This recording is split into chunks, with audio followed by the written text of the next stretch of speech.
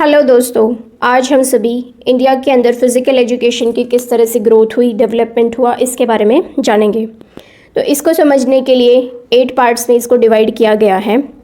अगर physical education की development, growth या हिस्ट्री इंडिया के अंदर समझनी है तो ये 8 जो पार्ट्स हैं इनको समझना होगा। फर्स्ट है वैदिक युग, सेकेंड महाकाव्य युग, थर्ड ऐतिहासिक युग, फोर्थ नालंदा युग, फिफ्थ राजपूत युग, सिक्स्थ मुस्लिम युग, सेवन्थ ब्रिटिश काल और एट्थ है आज़ादी के बाद, यानी जब देश आज़ाद हो गया उसके बाद किस तरह के इंस्टीट्यूट या फिर जो फिज़िकल एक्टिविटीज़ हैं वो इंडिया के अंदर होती थी, और जो जितने भी इंटरनेशनल नेशनल फ़िज़िकल कमेटीज़ हैं, स्कीम्स हैं, वो किस तरह से ग्रो अप हुई। तो फर्स्ट वैदिक काल के अंदर ज़्यादातर जो भारत के अंदर है सूर्य नमस्कार और योगा से संबंधित जो कुछ आसन हैं वो भारत के अंदर किए जाते थे, और योगा का जो इन्वेंशन है वो भी भारत के अंदर ही हुआ था। इसके अलावा सूर्य नमस्कार या फिर जो ट्रेडिशनल और ज़्यादातर रिलीजियस एक्टिविटीज़ हैं, धार्मिक और पारंपरिक गतिविधियां हैं, वो भारत के अंदर ज़्यादा होती थी। जैसे प्राणायाम होता था, वो इसलिए होता था ताकि हमारे जो लंग्स हैं वो प्रॉपरली वर्क करें। ज़्यादा साइंटिफिक रीज़न नहीं पता थे, लेकिन योगा, प्राणायाम जैसी जो फिज़िकल एक्टिविटीज़ हैं वो इंडिया के अंदर ज़्यादातर पॉपुलर थी। इसके अलावा जो एक्टिविटीज़ एनिमल्स से रिलेटेड ज़्यादा हैं या फिर कृषि से संबंधित जो शारीरिक गतिविधियां हैं, ज़्यादा दूर तक पैदल चलना, शिकार करना, पशुओं की लड़ाई करवाना, ये सब भारत के अंदर वैदिक काल के अंदर होता था। नेक्स्ट है महाकाव्य युग के अंदर महाभारत और जो रामायण है, इस तरह की एक्टिविटीज़ हुई थी जिसके अंदर ज़्यादातर फाइटिंग फिज़िकल एक्टिविटीज़ जो है वो होती थी।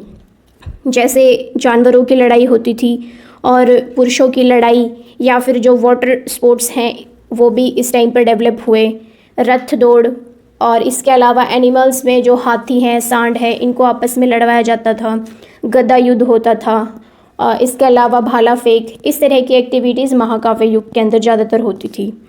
Chess invented from India in 8th century.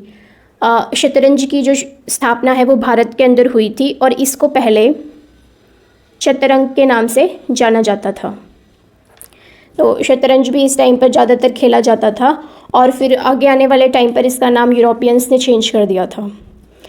इसके अलावा जो गुरु द्रोणाचार्य हैं जो कि ट्रेनिंग देते थे या फिर सिखाते थे पांडवों और कौरवों को तीरंदाजी, जिसका सबसे बेस्ट एग्जाम्पल है मछली की आग पर जो निशाना लगाया गया था। तो ये पार्ट है महाकाव्य युग का। नेक्स्ट है ऐतिहासिक युग, तो स्टोन एज या फिर आयरन एज के नाम से भी जाना जाता है।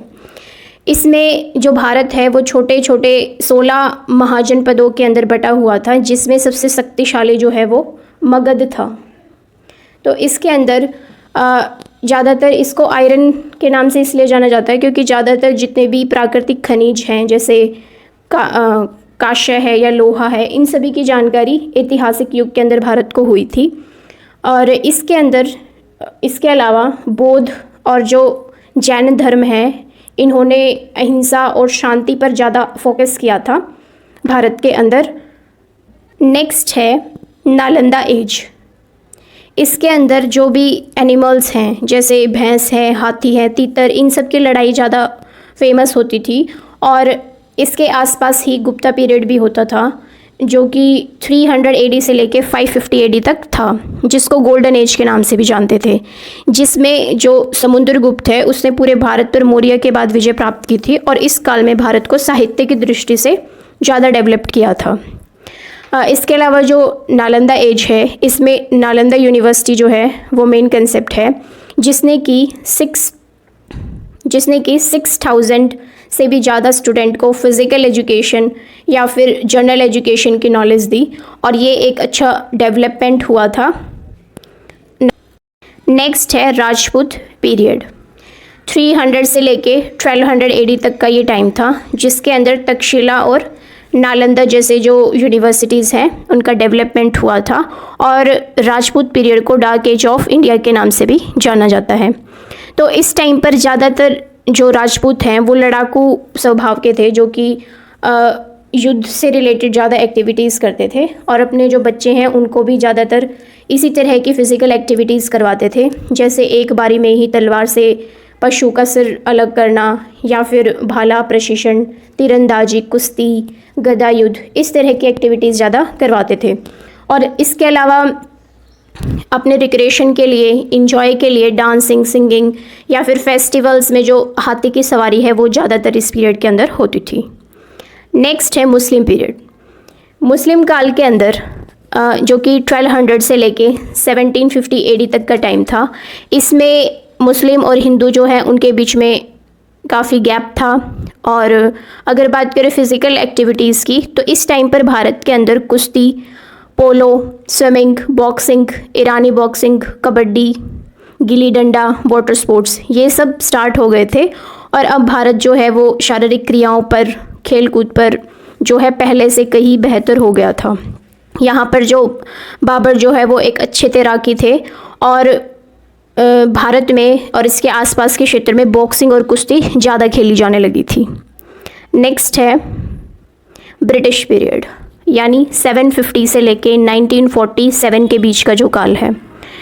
इसके अंदर जो आर्म एक्ट है, इसकी वजह से, आर्म एक्ट जो है इसकी वजह से भारत पर बहुत नकारात्मक प्रभाव हुआ था, जिसके कारण जो कुछ टाइम पहले जो जिम या फिर व्यायामशाला खोली गई थी, जो थोड़ा बहुत ग्रोथ या डेवलपमेंट भारत का शारीरिक क्रियाओं में हुआ था, वो सब नेगेटिव यानी डाउनवर्ड चला गया, क्योंकि आर्म एक्ट की वजह से जितने भी व्यायामशालाएं थी, जिम्नाजियम थे, उनको क्लोज़ कर दिया गया, बंद कर दिया गया और ज़्यादातर जो फिज़िकल एक्टिविटी है वो रोक दी गई, जिसकी वजह से यहाँ पर गिरावट आई।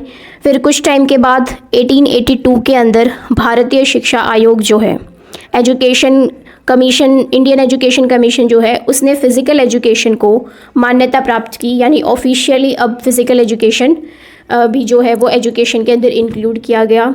इसकी जो क्लासेस है, वर्कशॉप है, वो फ़िज़िकल एजुकेशन के जो सेंटर्स हैं वो दोबारा से खुलने शुरू हुए। और जो प्राइवेट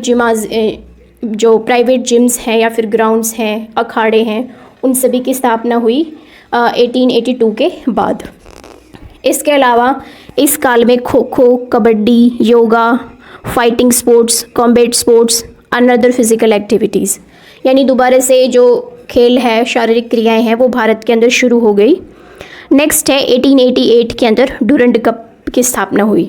ये विश्व का तीसरा सबसे प्राचीन यानी ऐतिहासिक कप है, जो कि रिलेटेड है फुटबॉल से। ये फुटबॉल से रिलेटेड है और इंडिया के अंदर 1888 में डूरंड कप की स्थापना हुई थी। नेक्स्ट है 1909।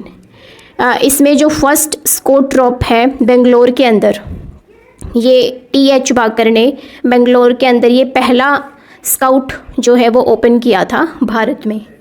नेक्स्ट 1911 में जो फर्स्ट गर्ल गाइड्स कंपनी है जबलपुर के अंदर वो खोली गई, जो कि भारत की पहली ऐसी कंपनी थी जिसके अंदर 50 अदर कंपनीज़ भी जिसके मेंबर थी। तो मध्य प्रदेश के अंदर ये कंपनी स्थापित हुई थी। हनुमान व्यायामशाला प्रसारक मंडल, जिसकी स्थापना 1914 के अंदर हुई थी। 2 वेद भाइयों ने मिलकर इसकी स्थापना की थी, जो कि एक का नाम था अंतकृष्णा राघव वेद और एक का नाम था अमलदास पंत वेद। इन दोनों ने मिलकर इसकी स्थापना की थी। नेक्स्ट है 1920 के अंदर YMCA young man Christian association की स्थापना हुई थी, जिसकी स्थापना की थी HC बक ने, हैरी क्रॉन बक। इनको इंडियन फिज़िकल एजुकेशन के फाउंडर भी कहा जाता है। और जो फर्स्ट एजुकेटर थे YMCA के अंदर, उनका नाम था डॉक्टर AG नॉरेन। इसके अलावा 1927 में IOA इंटरनेशनल ओलंपिक कमेटी की स्थापना हुई। तो इंटरनेशनल ओलंपिक कमेटी जो है ये 1927 के अंदर सर दोराबजी टाटा इनके द्वारा स्थापित की गई। इनके प्रयासों से भारतीय ओलंपिक संगठन का विस्तार हुआ। नेक्स्ट है 1928। इसमें जो एम्स्टर्डम में ओलंपिक गेम्स हुए थे, उसके अंदर पहली बार भारत ने जो है फर्स्ट गोल्ड मेडल जीता, जिसके अंदर कैप्टन थे जयपाल सिंह मुंडा। तो ये भारत का पहला गोल्ड मेडल था ओलंपिक खेलों के अंदर। नेक्स्ट है 1931। तो 1931 के अंदर गवर्नमेंट फिज़िकल एजुकेशन कॉलेज की स्थापना हुई हैदराबाद में। 1932 में क्रिश्चियन कॉलेज जो है वो लखनऊ के अंदर खोला गया। 1932 के अंदर government post graduate physical education college की स्थापना हुई कोलकाता के अंदर। 1938 में फ़िज़िकल एजुकेशन ट्रेनिंग कॉलेज की स्थापना हुई मुंबई में। 1940 में फ़िज़िकल एजुकेशन कॉलेज की स्थापना हुई लाहौर के अंदर। 1945 में गवर्नमेंट फ़िज़िकल एजुकेशन कॉलेज की स्थापना हुई यूपी के अंदर रामपुर में। 1946 में national association of physical education and recreation NAPER इसकी स्थापना हुई। नेक्स्ट है आज़ादी के बाद, यानी आज़ादी के बाद भारत के अंदर कितने शारीरिक संस्थाएं जो हैं नई विकसित हुई और किस तरह से डेवलपमेंट हुआ। तो 1948 के अंदर लंदन में पहली बार इंडिया का फ्लैग जो है वो फहराया गया और 1948 में NCC की शुरुआत हुई, नेशनल कैडेट कॉर्प्स की, और टाटा चंद कमेटी बनाई गई जिसके अंदर डॉक्टर ताराचंद जो है वो educational adviser to the government of India, जो कि चेयरमैन थे हमारे एजुकेशन एडवाइज़र के, और वो इससे पहले 1940 के अंदर वाइस चांसलर भी रह चुके थे इलाहाबाद यूनिवर्सिटी के। 1950 के अंदर central advisory board of physical education and recreation इसकी स्थापना हुई थी, जो कि जिसके फर्स्ट जो मेंबर थे वो थे मौलाना अब्दुल कलाम आज़ाद, जो कि प्रथम अध्यक्ष थे CABPER स्कीम के। तो इसके अंदर जितने भी रिक्रिएशनल एक्टिविटीज़ है या फिज़िकल एक्टिविटीज़ हैं उनके डेवलपमेंट के लिए ये स्थापित की गई थी। नेक्स्ट है 1957 Lakshmibai national institute of physical education. अब जिस इंस्टीट्यूट के बारे में बात की गई थी ताराचंद कमेटी के अंदर, उसकी स्थापना हुई 1957 के अंदर, जो कि भारत का राष्ट्रीय शारीरिक शिक्षा का संस्थान है। नेक्स्ट है 1966। तो 1966 के अंदर नेशनल फिटनेस क्रॉप स्कीम की शुरुआत हुई, जो कि जितने भी इंडिया के अंदर फिटनेस 1966 के अंदर नेशनल फिटनेस क्रॉप्स की स्थापना हुई और 1965 के अंदर नेशनल डिसिप्लिन स्कीम की शुरुआत हुई। तो नेशनल डिसिप्लिन स्कीम जो है वो कंजूरो कमेटी के जो सजेशन हैं और उनकी जो मीटिंग हुई उसके अंडर इसको डेवलप किया गया था। तो ये थी आज की वीडियो। अगर ये वीडियो आपको अच्छी लगी तो लाइक कीजिए और चैनल को सब्सक्राइब कीजिए। Thank you, have a nice day.